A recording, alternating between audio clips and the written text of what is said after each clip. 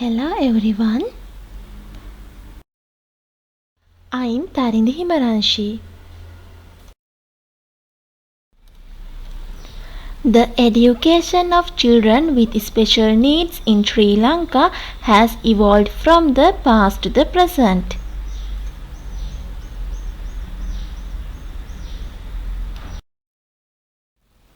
Sri Lanka is a small pearl-shaped island located just off the coast of India. It has a rich culture and heritage spanning more than 2000 years. The Education Service is administered by the Ministry of Education and Higher Education of Central Government and Provincial Councils. Every child of Sri Lankan is entitled to free education up to the graduation. There is a separate section for special education in Central Ministry and Provincial Councils. NGOs also have taken a prominent place in giving education for children with disabilities.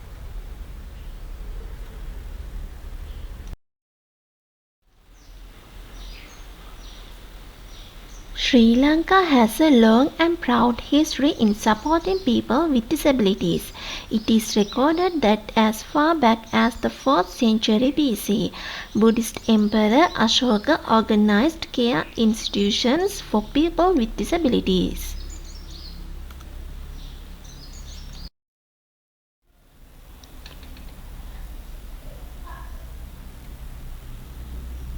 King Buddhadasa King Buddhadasa was king of Anuradhapura in the 4th century. He is the best known ancient king as far as the ancient medical science is concerned. An eminent physician himself, he devised many cures.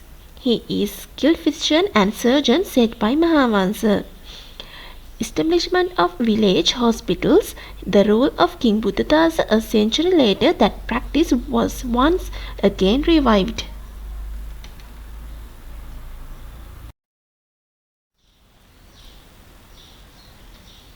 King Parakramabahu.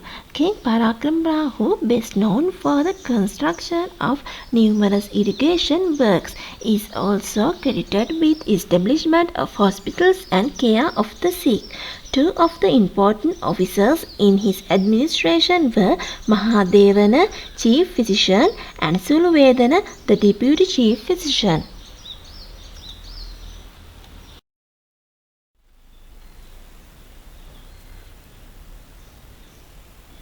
The King Mahinda.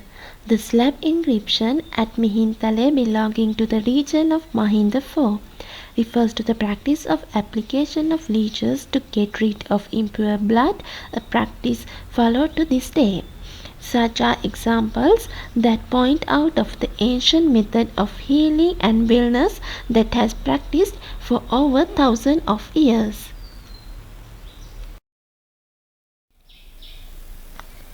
The monastic hospital at Mihintale.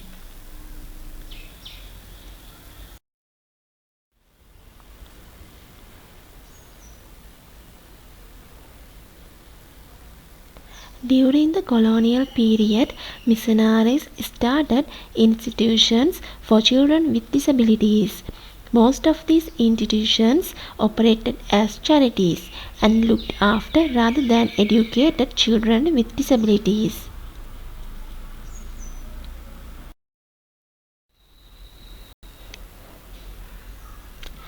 The education system that most of the countries have created for the development of the children with disabilities and special educational needs is called special education. It is more or less parallel to the normal school system. The first school for students with disabilities was established in 1912 and centered for the children with deafness and blindness. Since then, more than 25 special schools for children with disabilities have come into being across the country.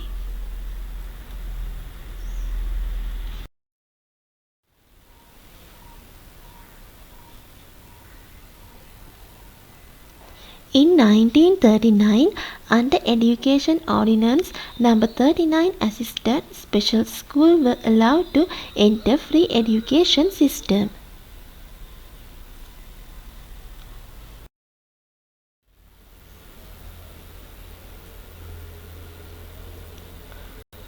Under the Ordinance 30 in 1944, 75% of the salaries of teachers in a school for the disabled was given by the government as a grant.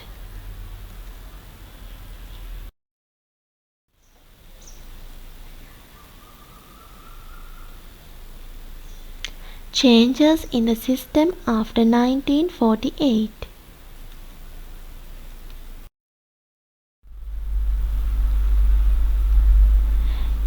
In 1948, Code of Regulation for Assisted School was revised and education of children 6 to 14 was made compulsory.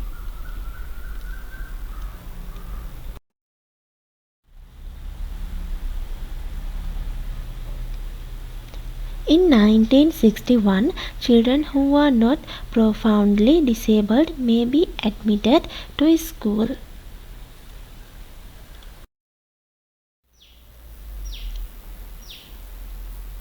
The government of Sri Lanka started special education system in 1968 as a policy matter. The non-government organizers in Sri Lanka had started some registration of special schools then, with the support of local and international non-government organizations. At present, the number of special schools have increased up to 25.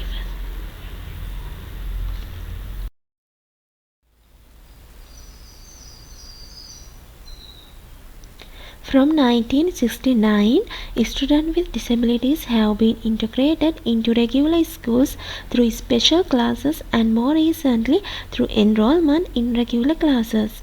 Policy guidelines for special education were prepared by the National Institute of Education.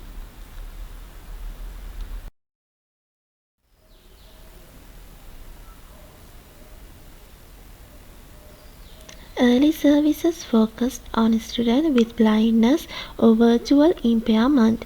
In 1972, an integrated program for students with intellectual disabilities began.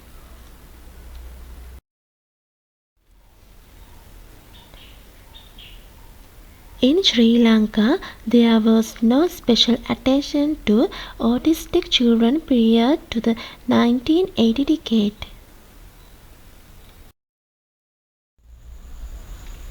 The teacher training program on children with intellectual disabilities conducted with support from SIDA in 1985 drew the attention of teachers on autistic children. In the special education units in which those teachers served, there had been few autistic children, but no teaching methodologies specific to autistic children had been used.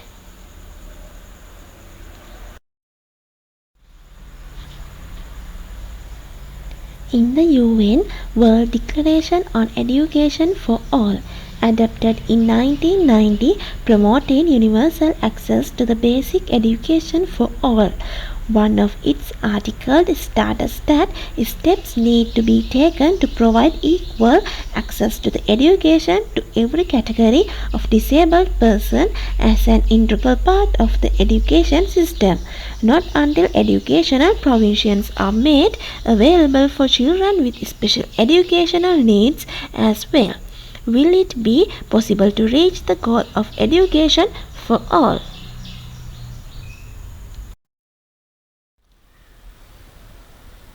At the Bachelor of Education degree course conducted by the National Institute of Education in 1996, consultants from Sweden provided further knowledge about teaching of autistic children.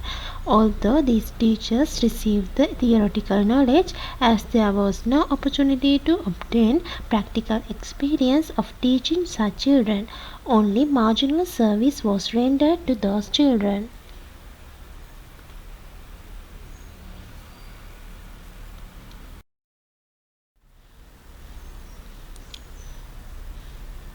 Compulsory Education Ordinance 1997. The main objective of this act is to ensure that all children belonging to the age group 5 to 14 attend to school. A special committee were set up to ensure the provision of compulsory education. The regulation also indicates an intent of providing at least 9 years of compulsory schooling.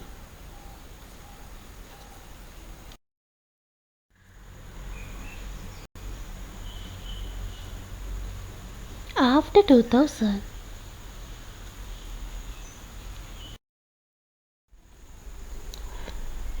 the government has to be very strict to its policy and has to create proper understanding among school heads and the administrators. The necessary actions are being taken to avoid the sympathetic condition, and each primary class will consist of 35 children from 2002.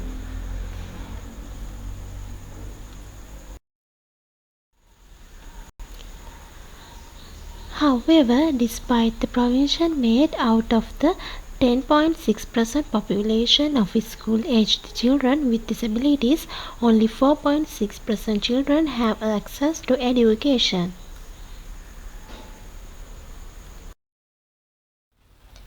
A systematic program for teaching of autistic children was launched by 2005 due to the interest created by the Association of Autistic Children's Parents and Medical Practitioners. As a result of this, in 2005, Ministry of Education started Autism Child Development Center in collaboration with the Department of Psychological Medicine, Faculty of Medicine of University of Colombo, Disability Unit of Kelaniya University, Department of Psychiatry and Faculty of Health Science of University of Sri Jayawardenepura, Department of School Health Family and Autism and Asperger's Association. Therefore, by 2005, there were 907 special education units catering to SEN children in Sri Lanka.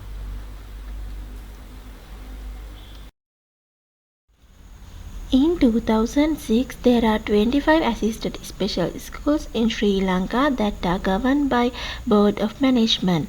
There are non-government schools that are assisted by government grants in aid of fund of teachers' salaries, school textbooks, uniform and special teaching aids.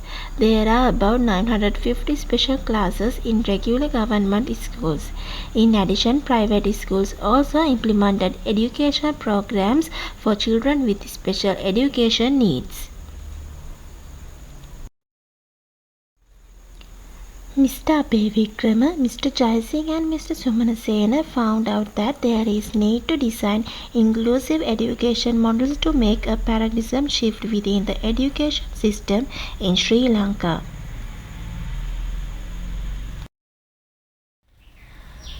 Children with disabilities are denied the opportunity to learn with children in regular classrooms. Moreover, according to Pereira, the separation of special education units inside regular schools is the main challenge for establishing an inclusive education system. In order to solve the above problem, this study investigates the operation of the special education unit system in regular schools and a potential for contributing towards an inclusive education system.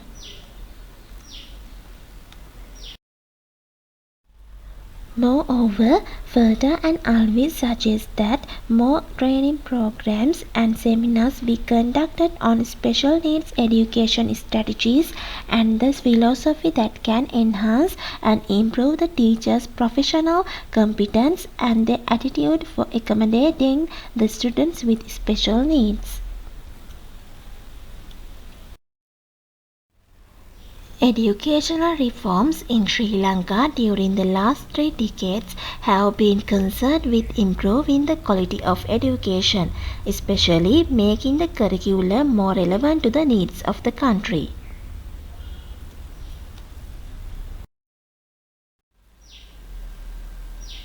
Present structure of special education.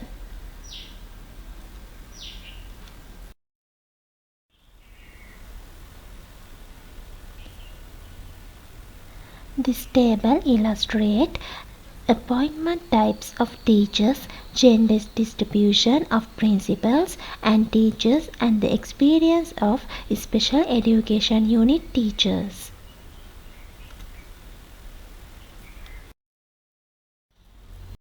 Most of the dropouts are those children with special needs. Therefore, special education programs should be improved with qualified officials as administrators. In some instances, authorities are not prepared to listen to people with experience, resulting in deteriorating the quality of education.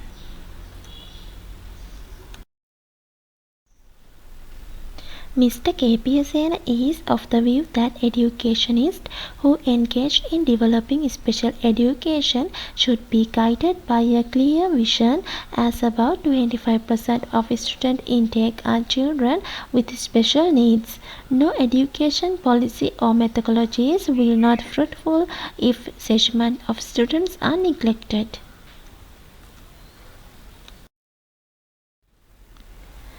Mr. KPSN is phenomenal career commenced as a literate teacher who for the first time in Sri Lanka experiment with teaching blind children with their normal peers in the same classroom.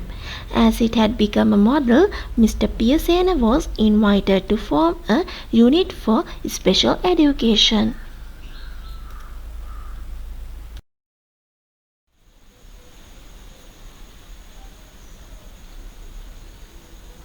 Some of the books authored by Mr. Pearson.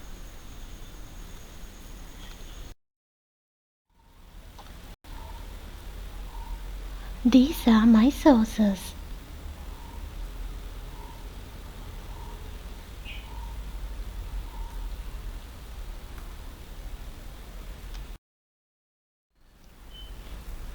Thank you.